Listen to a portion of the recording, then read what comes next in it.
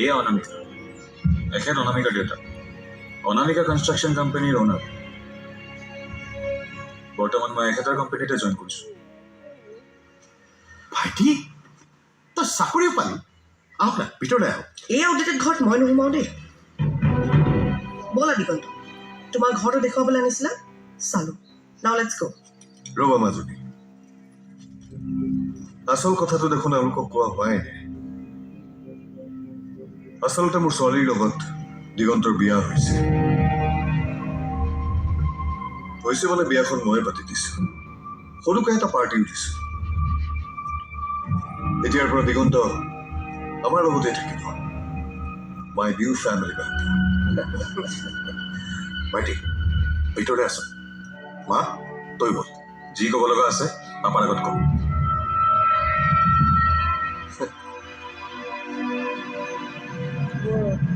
ভাইটি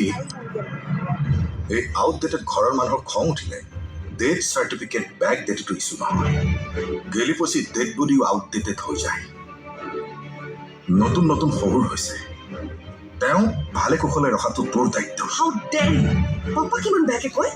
মেনাৰ্ছ চেনাৰ্ছ একো নাজানে মাজনী ব'লা আমি গাড়ীত বহো পাপা কিমান বেয়াকৈ ক'বলৈ তই কোন মই কোন হয় বাদ দে কিন্তু এই মানুহ যদি কোন হয় তই জান নাই এই আউটডেটেড ঘৰটো কাৰ হয় তই জান নাই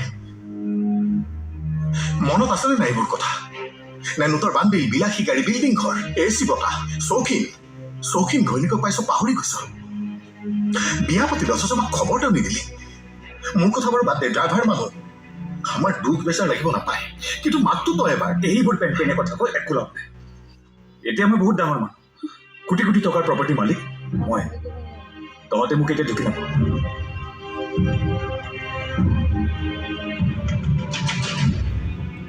তই আৰু কেতিয়াও নাহ সৰু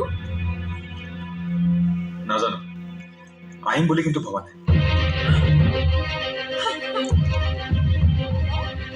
অলপ সাৱধানে চলিবি ভাইটি